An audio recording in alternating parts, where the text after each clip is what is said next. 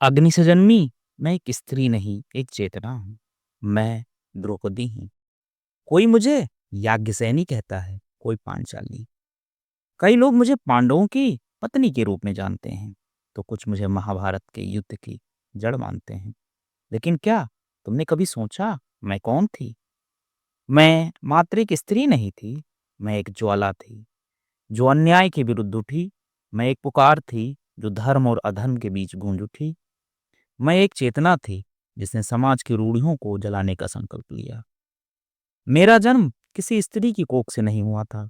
मैं जन्मी थी अग्नि से। हाँ, मेरे पिता महाराज द्रुपद ने एक यज्ञ किया था, और उस यज्ञ से दो संतानें प्रकट हुई, एक वीर पुत्र धृष्टद्युम्न और मैं। मुझे जन्मते ही एक वरदान मिला था, यह कन्या अपने जीवन में एक महान कार्य करेगी। यह केवल एक स्त्री नहीं, एक शक्ति होगी। परंतु क्या मेरे जीवन का मार्ग सरल था? नहीं, यह मार्ग अग्नि की लपटों से होकर गुजरने वाला था। मेरा सौंदर्य, मेरी बुद्धि, मेरी शक्ति, सभी कुछ आर्यावर्त में प्रसिद्ध हो चुकी थी। मुझे पाने के लिए राजाओं, योद्धाओं और सम्राटों की पक्ति लग गई थी। परंतु मेरा पिता केवल किसी महान योद्धा को ही अपना दामाद बनाना चाहते थे, और वो अपना प्रतिशोध लेना चाहते थे। इसीलिए उन्होंने एक कठिन परीक्षा रखी, एक घूमती हुई मछली की आंख में निशाना लगाना, वह भी कढ़ाई के तेल में प्रतिबिंब देखकर। सभा में अनेकों वीर आए, कौरव, शिशुपाल, जरासंध और कर्ण। हाँ, जब मैंने कर्ण को देखा तो मन में एक विचार उठा, क्या यह पुरुष मेरा भाग्य बन सकता है?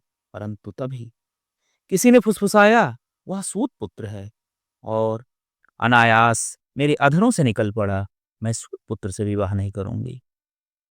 क्षण भर को सभा में सन्नाटा छा गया। कर्ण की आंखों में जलता हुआ अपमान था, परंतु मैं नहीं जानती थी कि यह अपमान भविष्य में आग का रूप लेगा। फिर वह क्षण आया जब अर्जुन ने लक्ष्य भेद दिया। मैंने उसे वरमाला पहनाई, परंतु नियति ने मेरे लिए और कुछ ही सोच रखा था। जब अर्जुन मुझे लेकर अपने घर पहुंचा, तो माता कुंती ने बिना देखे कह दिया, जो भी लाए हो उसे आपस में बांट लो। मैं स्तब्ध थी। क्या मैं कोई वस्तु थी जिसे बांटा जा सकता था? परंतु धर्मराज युधिष्ठिर ने कहा, यह धर्मसम्मत है। और उस दिन मैंने एक नहीं, 5 पतियों को स्वीकार किया। लेकिन क्या यह मेरा न्याय था, या केवल नियति का क्रूर मजाक था? समय बीता। पांडवों ने इंद्रप्रस्थ नामक भव्य नगरी बसाई, और वहीं से राज्य चलाने लगे। फिर एक दिन युधिष्ठिर ने राजसूय यज्ञ करने का निर्णय लिया। इस यज्ञ के लिए समस्त आर्यावर्त के राजाओं को बुलाया गया। दुर्योधन भी आया। मैंने उसे राजमहल में भ्रमण करते देखा। वह इंद्रप्रस्थ के वैभव को देखकर चकित था। तभी उसने गलती से जल से भरे हुए क्रिस्टल के फर्श को ठोस जमीन समझ लिया, और उसमें गिर पड़ा। सभा में हंसी गूंज उठी। मैं भी हंसी, और मैंने कह दिया, अंधे का बेटा भी अंधा। यह केवल एक व्यंग था, परंतु यह वाक्य इतिहास बदलने वाला था। दुर्योधन अपमानित हुआ। उसकी आंखों में प्रतिशोध की ज्वाला जल उठी। वह इंद्रप्रस्थ से गया, लेकिन अपनी प्रतिज्ञा के साथ, मैं द्रौपदी का अपमान करके ही रहूंगा। समय बीता। युधिष्ठिर ने हस्तिनापुर में जुए का निमंत्रण स्वीकार कर लिया। शकुनी की चालें चली, और एक एक करके सब कुछ हार गए, अंत में मुझे भी। दुशासन मुझे घसीटता हुआ सभा में ले आया। कौरव हंस रहे थे। भीष्म, द्रोण, विदुर सब मौन थे। मेरे पांचों पति सिर झुकाए खड़े थे। चलो पांचाली, अब दासी बनो, दुशासन गरजा। मैंने भरी सभा में प्रश्न किया, क्या यह धर्म है? परंतु उत्तर में केवल मौन था। दुर्योधन ने आदेश दिया, दुशासन, इसकी साड़ी खींचो। दुशासन ने मेरे वस्त्रों को खींचना शुरू कर दिया। मैं सभा में चारों ओर देखती रही, विनती करती रही, हाथ जोड़ती रही, लेकिन किसी ने सहायता नहीं की। मेरे पति, वो सर झुका के बैठे थे। कर्ण अपनी बेइज्जती का बदला ले रहा था, और दुर्योधन को उकसा रहा था। इसी बीच दुर्योधन ने कहा कि इसकी साड़ी खींचकर इसको मेरी जंघा पे ले आओ, बिठाओ। दुर्योधन के कहने पर दुशासन मेरे वस्त्रों को खींच रहा था। मैं लगभग बेहोश होने वाली थी। मैंने श्री कृष्ण को अपनी सहायता के लिए पुकारा और तभी वह चमत्कार हुआ जिसने इतिहास को बदल दिया। मेरा चीर बढ़ता गया, दुशासन थक कर गिर पड़ा। परंतु उसी क्षण मैंने प्रतिज्ञा ली थी, जब तक दुशासन के रक्त से अपने केस नहीं धोऊंगी, इन्हें खुला ही रखूंगी। वह प्रतिज्ञा ही महाभारत के युद्ध की पहली चिंगारी थी। जब अंधकार ने ग्रास लिया, उस सभा को मैं कभी नहीं भूल सकती, जहां मेरे पांचों पति मौन खड़े थे और मैं एक निष्प्राण वस्त्र में लिपटी हुई प्रतीक्षा कर रही थी कि कोई मेरा उद्धार करेगा। परंतु उस दिन मैंने सीख लिया, स्त्री को अपने सम्मान की रक्षा स्वयं करनी होती है, अन्यथा समाज मौन ही रहता है। मैंने अपने केस खुले छोड़ दिए, मैंने अपने अश्रुओं को जला दिया और मैंने वह प्रतिज्ञा ली जो महाभारत की भूमि पर रक्त की नदी बहाने वाली थी। कौरवों की छलपूर्ण विजय के कारण हमें 12 वर्षों का वनवास मिला और 13वां वर्ष अज्ञातवास में बिताना था। मेरे साथ मेरा परिवार था, परंतु वन की ठंडी धरती ने मेरी पीड़ा को अधिक ठंडा कर दिया नहीं। वह पीड़ा अब मेरे रक्त में बहने लगी थी, मेरी आत्मा भी धधकने लगी थी। मैंने राजमहलों का वैभव त्याग दिया, मुझे अब सोने के पलंग की चाह नहीं थी। मैंने अपने पति युधिष्ठिर से भी प्रश्न किया, क्या राजा का धर्म यही होता है कि वह अपनी पत्नी को भी जुए में हार जाए? उनकी आंखों में अपराध बोध था, परंतु उत्तर मौन था। भीम ने अपने दृढ़ हाथों से शपथ ली, पांचाली, मैं तेरे खुले केसों का प्रतिशोध लूंगा। अर्जुन ने गांडी उठाकर प्रतिज्ञा की, यह अपमान केवल हमारे लिए नहीं, पूरे धर्म के लिए है। मैंने वन में पत्तों से अपना तन ढका, किंतु मेरा हृदय अब केवल प्रतिशोध की आग में जल रहा था। वनवास के उन कठिन दिनों में एक और परीक्षा मेरी प्रतीक्षा कर रही थी। एक दिन मैं अपने आश्रम में अकेली थी, तभी वहां एक घोड़े की टाकों की आवाज मैंने सुनी और देखा जयद्रथ, सिंधु देश का राजा, दुर्योधन का बहनोई। मुझे देख उसकी आंखों में कुछ से लालसा झलक उठी। हे पांचाली, वन में तुझे क्या मिला? आ मेरे संग चल, मैं तुझे राजमहल दूंगा। मैंने गर्व से उत्तर दिया, राजमहल तो मैंने त्याग दिया, पर अपने स्वाभिमान का परित्याग नहीं किया है। परंतु जयद्रथ ने एक भी ना सुनी। उसने मुझे अपने रथ में खींच लिया और अश्वों को दौड़ा दिया।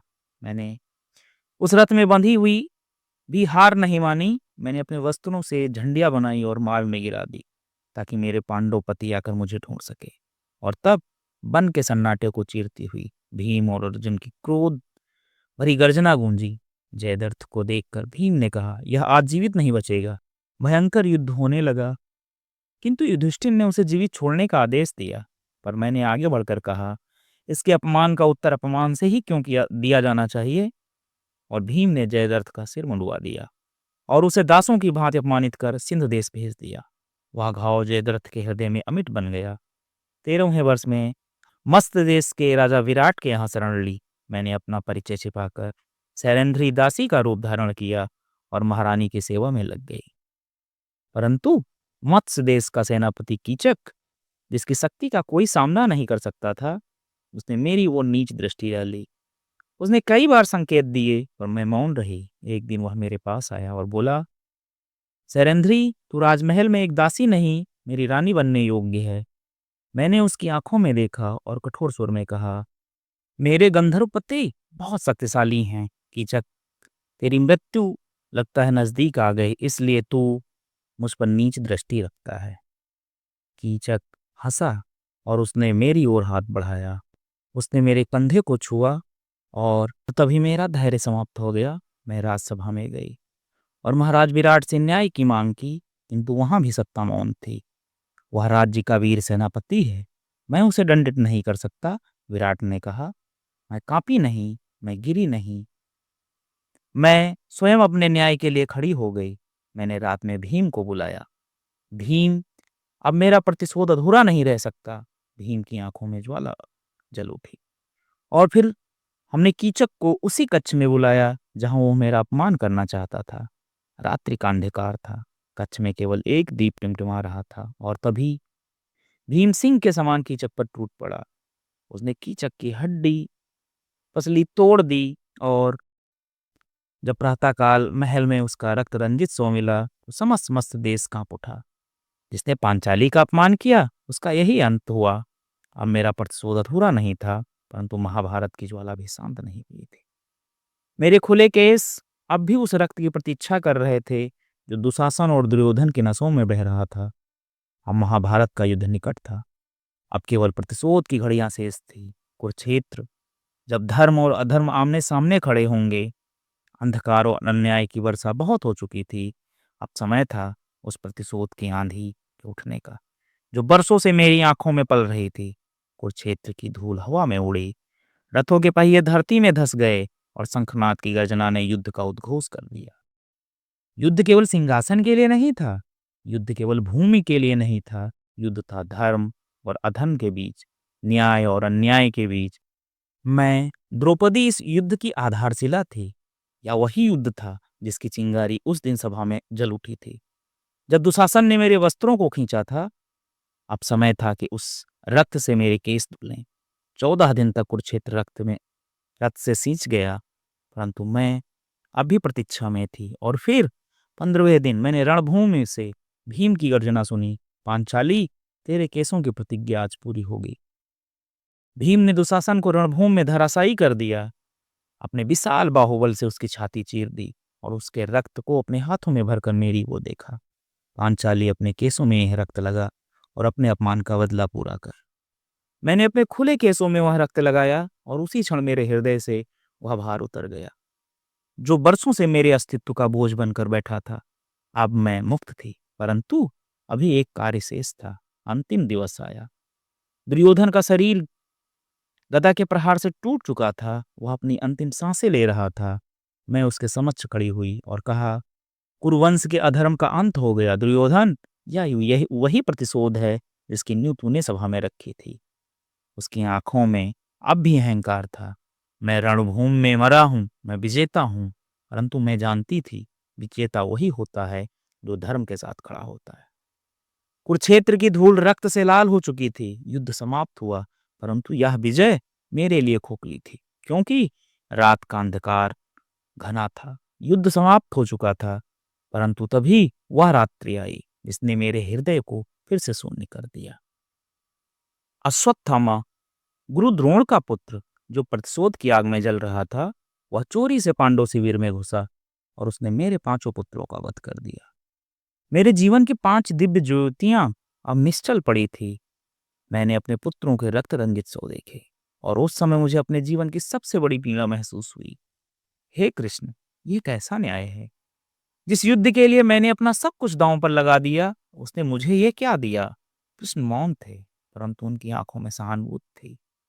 भीम अश्वत्थामा को पकड़ लाया था। वो अपराधी की भांति मेरे समक्ष खड़ा था, परंतु कृष्ण ने कहा, यह ब्राह्मण पुत्र है, इसे मारना अनुचित होगा। मैंने उत्तर दिया, तो इसका गर्व ही नष्ट किया जाए।